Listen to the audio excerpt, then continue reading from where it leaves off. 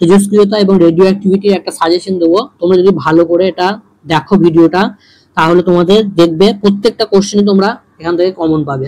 ঠিক আছে, মানে টাইপটা কমন পাবে। ঠিক আছে, একদম হুবহু কোশ্চেনটা নাও পেতে পারো, বাট টাইপটা অবশ্যই কমন পাবে। তো ক্লাসটা ভালো করে দেখো। তো প্রথমে দেখো যেটা পড়তে হবে তেজস্ক্রিয়তা থেকে, যে স্বাভাবিক তেজস্ক্রিয়তা বলতে আমরা কি বুঝি। ঠিক আছে, এবং তার সেগুলোর উদাহরণ, যেমন ইউরেনিয়াম, পোলোনিয়াম, এগুলো হচ্ছে উদাহরণ, নামগুলো মনে রাখতে হবে। এবং তেজস্ক্রিয়তার কারণ, এটা একটা ইম্পর্টেন্ট কোশ্চেন। তেজস্ক্রিয়তার কারণ কি আমরা পড়েছিলাম, যে ক্লাসটা তোমরা যদি দেখে থাকো তাহলে দেখবে আমরা আলোচনা করেছিলাম যে নিউটন এবং প্রোটন সংখ্যার রেশিওটা যখন হচ্ছে 1.5 এর থেকে বেশি হয়, তখন কি হয় আমরা হচ্ছে দেখি যে তেজস্ক্রিয়তা হচ্ছে।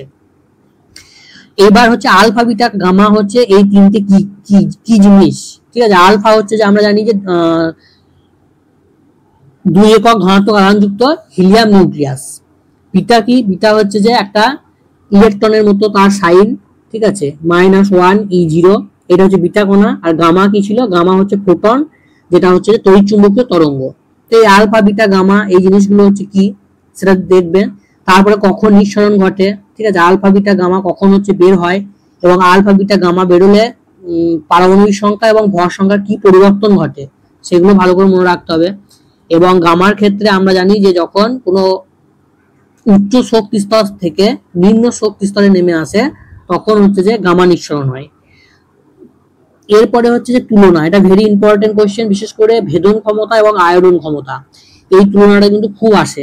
আলফা, বিটা, গামা এই তিনটের মধ্যে ভেদন ক্ষমতা, আয়রন ক্ষমতার ঊর্ধ্বক্রমে অধক্রমে সাহায্য বলতে পারে, এটা ভালো করে তোমরা দেখবে। আর তেজস্ক্রিয়তা হচ্ছে একটা নিউক্লিয় ঘটনা, এটার ব্যাখ্যাটা খুব ইম্পর্টেন্ট কোশ্চেন। এটাও তেজস্ক্রিয়তা একটা নিউক্লিয় ঘটনা। এখানে আমরা কি করেছিলাম যে আলফা, বিটা, গামা এগুলো হচ্ছে সব নিউক্লিয়াসের ঘটনা। ঠিক আছে, এর সঙ্গে ইলেকট্রনীয় মহলের কিন্তু কোনো সম্পর্ক নেই, সেহেতু তেজস্ক্রিয়তা একটা নিউক্লিয় ঘটনা আমরা বলতে পারি। ঠিক আছে, এগুলো সব হচ্ছে ডিসকাস করেছিলাম একটা ক্লাসের মধ্যে, তোমরা অবশ্যই ভিডিওটা দেখবে গিয়ে। নেক্সট হচ্ছে এরকম টাইপের কোশ্চেন আসবে। ঠিক আছে, এরকম শূন্যস্থান দিয়ে দেবে, শূন্যস্থানের মধ্যে কি হচ্ছে বসবে সেটা হচ্ছে তোমাদেরকে বের করতে হবে। ঠিক আছে, তো এরকম করেছিলাম, যেটা সংরক্ষণ সূত্র করে চার্জ এবং মাসের হচ্ছে সংরক্ষণ করে করতে হবে। নেক্সট হচ্ছে যে এরকম একটা ইকুয়েশন দিয়ে দেবে, দিয়ে বলবে কতগুলো আলফা বেরোচ্ছে, কতগুলো বিটা বেরোচ্ছে। ঠিক আছে, এরকম কোশ্চেন খুব আসে, তাহলে এই দুটো প্যাটার্ন খুব ইম্পর্টেন্ট প্যাটার্ন। নেক্সট হচ্ছে আমরা দেখব যে এককগুলো রয়েছে, রাদারফোর্ড, কুরি, বেকারেল, তার মধ্যে কুরি খুব ইম্পর্টেন্ট, এবং তাদের কুরির সঙ্গে বেকারেলের যে রিলেশনটা সেটাও কিন্তু খুব ইম্পর্টেন্ট, এটা খুবই ইম্পর্টেন্ট কোশ্চেন, এটা আসে। এবং 1 কুরি কাকে বলে, 1 বেকারেল কাকে বলে, এই দুটো অবশ্যই মনে রাখবে। রাদারফোর্ডটা অতটা ইম্পর্টেন্ট না, রাদারফোর্ডটা সাধারণত আসে না। নেক্সট হচ্ছে কার্বন ডেটিং কি, এবং কার্বন ডেটিং এর মাধ্যমে আমরা কি করতে পারি না, পুরাতন জিনিসের, পুরাতন জীবাশ্মের বয়স নির্ণয় করতে পারি। আর হচ্ছে কার্বন ডেটিং এ কোন আইসোটোপ ব্যবহার করা হয়, কার্বনের হচ্ছে 14 আইসোটোপটা ব্যবহার করা হয়, তো এটাও একটা ইম্পর্টেন্ট টপিকস। নেক্সট হচ্ছে ভর ত্রুটি কি, এবং ভর ত্রুটি থেকে আমরা নিউক্লিয় বন্ধন শক্তির ক্যালকুলেশনটা কিভাবে করছি সেটাও হচ্ছে ইম্পর্টেন্ট।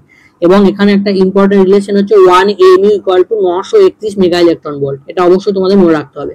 নেক্সট আমরা চলে যাব নিউক্লিয় বিভাজন এবং নিউক্লিয় সংযোজন। নিউক্লিয় বিভাজন, নিউক্লিয় সংযোজন খুবই খুবই গুরুত্বপূর্ণ একটা জিনিস। এবং নিউক্লিয় সংযোজন কাকে বলে, নিউক্লিয় বিভাজন কাকে বলে, তাদের যে নিউক্লিয় বিক্রিয়া রয়েছে সেগুলো কিন্তু, যেখানে ইউরেনিয়ামকে আমরা নিউট্রন দিয়ে আঘাত করছি, সেখান থেকে 3টে নিউট্রন বেরিয়ে যাচ্ছে, এটা হচ্ছে নিউক্লিয় বিভাজন। তো এটা খুব ইম্পর্টেন্ট, এই রিঅ্যাকশনটা দেখবে। আর নিউক্লিয় সংযোজনে আমরা জানি যে তার সূর্য এবং তারা শক্তি উৎস, এবং সেক্ষেত্রে 4টে হচ্ছে যে পোট্রিয়াম মিলে কিভাবে হিলিয়াম তৈরি হচ্ছে, সেই নিউক্লিয় সংযোজন বিক্রিয়াটা অবশ্যই হচ্ছে যে করে যাবে, খুবই ইম্পর্টেন্ট। তো এই দুটো বিক্রিয়া অবশ্যই দেখে যাবে। এরপরে চলে আসবো নিউক্লিয় বিভাজনকে শৃঙ্খল বিক্রিয়া বলে কেন, এটাও খুব ইম্পর্টেন্ট কোশ্চেন।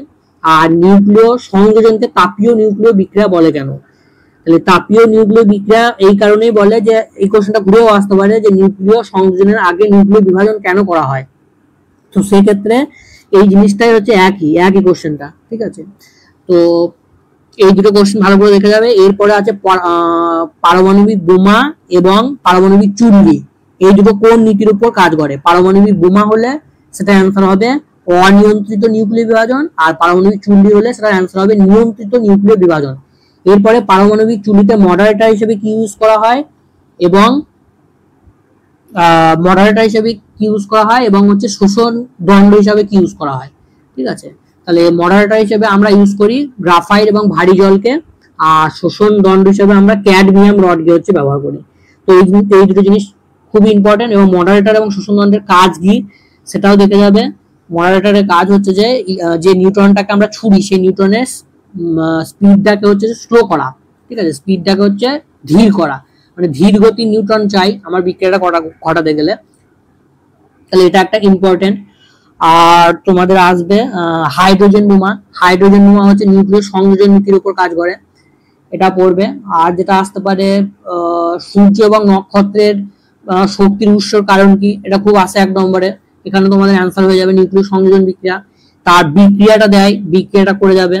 ঠিক আছে, তো এই যেগুলো জিনিস বললাম এগুলো তোমরা ভালো করে যদি করে যাও, প্রত্যেকটা টপিকস দেখবে আমাদের একটা ভিডিওর মধ্যে গুছিয়ে দেওয়া আছে, তোমরা অবশ্যই ভিডিওটা গিয়ে দেখবে, তাহলে তোমরা দেখবে প্রত্যেকটা কোশ্চেনে তোমরা অ্যান্সার করে আসতে পারবে। যে কোটা বললাম এর বাইরে